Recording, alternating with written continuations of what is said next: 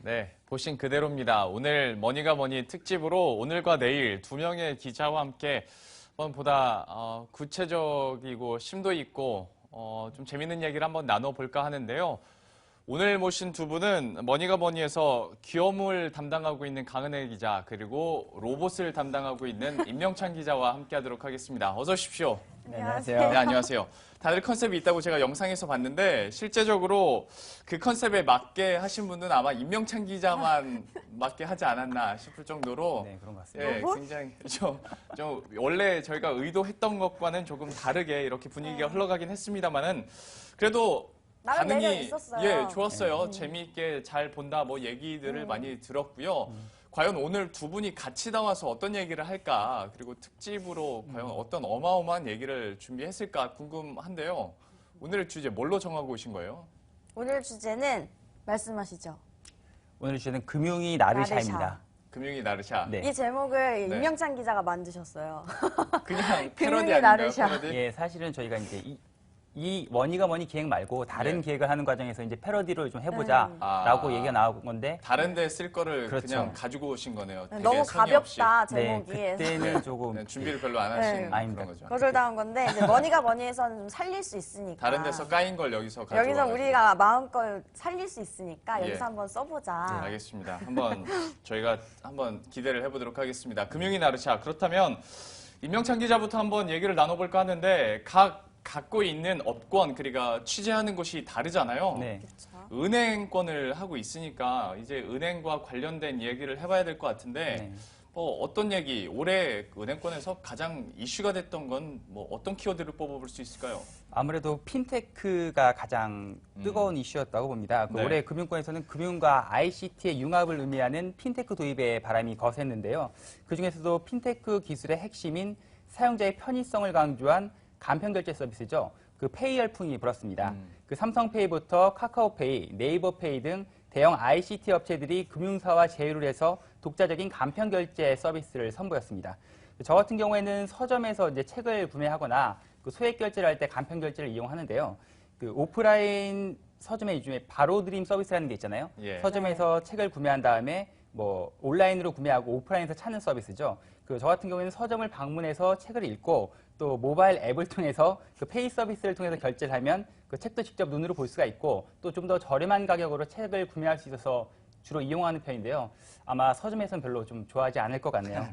이런 모든 것들이 좀 일상 속에 스며든 그 핀테크의 대표적인 예라고 할 수 있을 것 같습니다.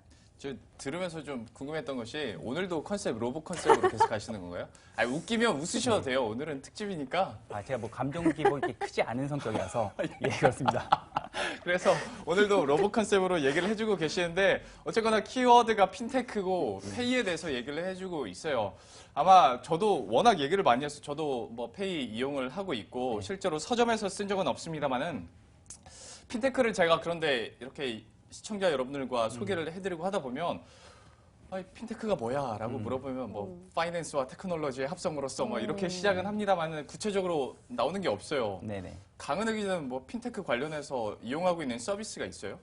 저도 딱히 없는데 요즘에 갤럭시 새로 바꾸면서 삼성페이 많이들 쓰시더라고요. 예. 그거 정말 간편하다고. 근데 저는 그 기종이 아니다 보니까 쓰지는 못하는데 주변에는 많이 쓰는 것 같더라고요. 그렇죠. 그러니까 네. 거의 뭐 페이 정도 우리가 쓰고 그쵸. 있는데 구체적으로 우리가 실생활에서 핀테크 사용하고 있는 게 서비스가 뭐가 있을까요?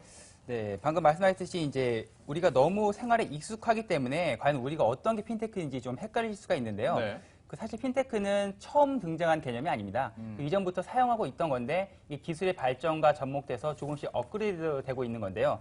그 대표적인 게 이제 모바일 뱅킹을 예로 들 수가 있습니다. 그 모바일 뱅킹은 이전부터 우리가 흔하게 사용해왔던 기술 중에 하나잖아요. 예. 그 길거리에서 흔하게 볼 수 있는 은행 ATM 기기도 마찬가지고요. 이런 것들이 최근 기술 발전과 맞물려서 진화를 한 건데 또 이 과정 중에서 가장 요즘에 최근 핫한 이슈가 또 생체 인증이 있습니다. 금융거래는 그 특성상 보통 이제 비대면 거래가 원칙으로 하고 있습니다. 하지만 현대인들이 좀 많이 바쁘잖아요. 예. 그래서 은행 영업 시간에 맞춰서 은행을 가기가 쉽지 않은 상황입니다. 때문에 금융 소비자들이 좀 더 편리하게 은행 거래를 할 수 있게 하자 해서 나온 게 비대면 생체 인증인데요. 홍채나 손바닥 정맥같이 우리 신체의 일부를 본인 인증 수단으로 삼는 겁니다. 그 시중은행 가운데서는 신한은행이 이달 초에 손바닥 정맥을 활용한 생체 인증 기술을 도입한 셀프 뱅킹 창구, 디지털 키오스크를 출시한 게 대표적이고요. 예. 또 IBK 기업은행에서도 홍채 인증 방식을 도입해가지고 현재 본점 등 영업부에 설치해서 운영 중에 있습니다. 그러니까 앞으로는 영업시간에 구분이 없이 심지어 주말에도 대부분의 은행 업무를 무인으로 처리할 수가 있게 됐습니다. 시중은행 관계자들이 이러다가 은행이 없어질 수도 있다는 뼈 있는 농담을 던지기도 하는데요. 금융과 핀테크의 결합이 빚은 우리 생활을 바꾸고 있는 모습입니다.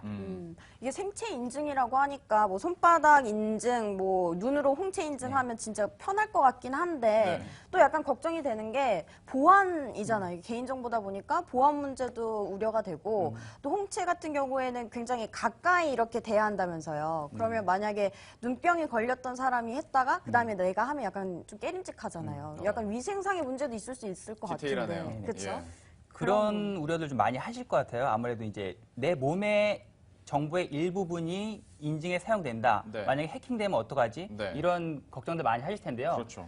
일단은 우리 몸의 정보가 그대로 사용되는 거 아니고요. 그 숫자나 이게 코드화돼서 사용이 됩니다. 또 1차적으로 코드화되고 또 암호화되기 때문에 그 보안에 관련된 거는 어느 정도 좀 걱정을 많이 안 하셔도 될 것 같고요. 또 방금 말씀하셨듯이 위생 관련된 부분 같은 경우에는 지금 신한은행하고 기업은행에서는 각각 이제 손바닥 정맥 인증과 홍채 인증 서비스를 하고 있거든요. 근데 직접 기기에 접촉을 하는 게 아니라요. 최소 15cm 이상 정도, 어느 정도 일정 간격을 두고 사용하고 있기 때문에 크게 이제 걱정 안 하셔도 될 것 같습니다. 옛날 영화 매트릭스에서 나온 거랑 비슷하네요. 그러니까 생체 인증을 한다 하더라도 그게 어떤 숫자, 보안 코드화가 되다 보니까 이것이 또 보안 문제에서도 다시 한번 좀 강한 역할을 해줄 수 있을 것 같고, 저는 전혀 생각을 못했습니다만은 눈병 걸린 사람이 홍채 인식을 하면 어떡하냐. 진짜 있을 수 있어요. 그런데 그렇죠. 이게 좀 어느 정도 떨어져 있다라는 대답까지 한번 들어봤네요. 뭐 이렇게 금융 서비스, 뭐 핀테크 중에서 페이 얘기도 많이 했습니다만은 아무래도 내년부터 또 핫해질 핀테크 산업 중에 하나가 인터넷 전문 은행이 아닐까 싶은데요. 과연 이것이 이제 들어온다는 건 많이들 아시는데 이게 실제로 내 삶에 어떤 변화를 가져다 줄까라는 건 구체적으로 좀 어떻게 예상이 되고 있나요?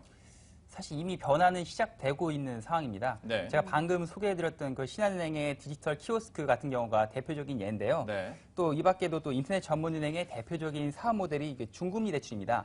이 중금리 대출 시장에 시중 은행들이 앞다퉈서 뛰어들고 있는데 그동안 상대적으로 소외를 받았던 중신용 서민층에게는 선택의 폭이 넓어지게 된 겁니다.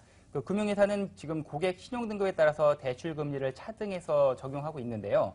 시중은행의 경우에는 신용등급이 비교적 우량한 1에서 3등급 고객을 대상으로 5% 이하 금리 상품을 주로 판매를 해왔습니다. 제1금융권에서 대출받지 못하는 또 그렇다고 사채나 대부업을 이용할 정도는 아닌 약 5에서 7등급의 좀 애매한 신용등급의 고객의 경우에는 지금까지는 저축은행이나 카드 이런 것들을 통해서 20% 이상의 중금리가 아닌 고금리 대출을 이용을 해왔는데요.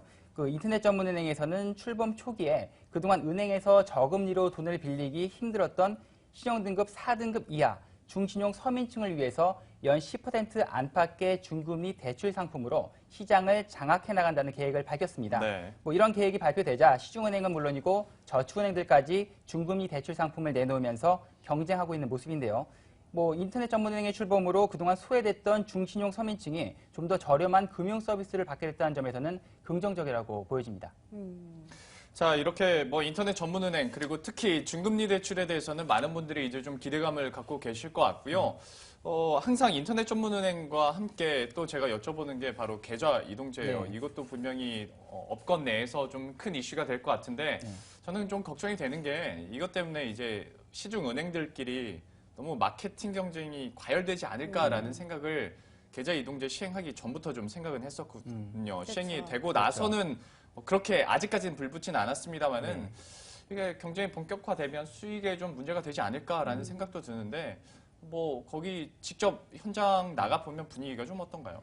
사실 계좌 이동제는 정말 금융권에 일대 격변을 가져올 수 있을 정도로 아주 좀 강력한 혁신의 바람을 불고 올 거라고 많이들 예상을 했는데요. 네. 현재는 아직은 그렇게 파급 효과가 크지는 않습니다. 그래요? 네. 통신과 보험, 카드 등 3개 업종으로 계좌 이동 서비스가 좀 제한이 되어 있기 때문인데요.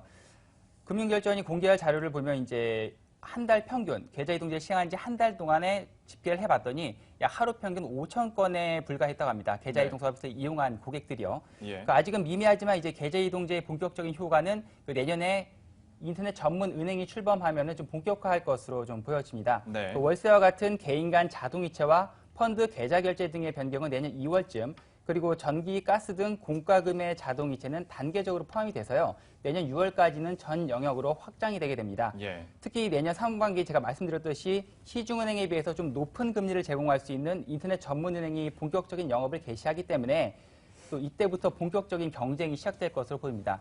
사실상 계좌 이동제는 시중은행 간의 경쟁이 아니라 인터넷 전문은행과 시중은행 간의 경쟁으로 그 발전할 가능성이 크기 때문인데요. 네. 그 금융소비자들이 이제 금융사에서 쏟아져 나오는 계좌 이동제 상품과 또 인터넷 전문은행에서 출시하는 계좌 이동제 상품 또는 금리들을 비교한 다음에 네. 이제 본격적인 계좌 갈아타기가 이뤄질 것으로 보입니다.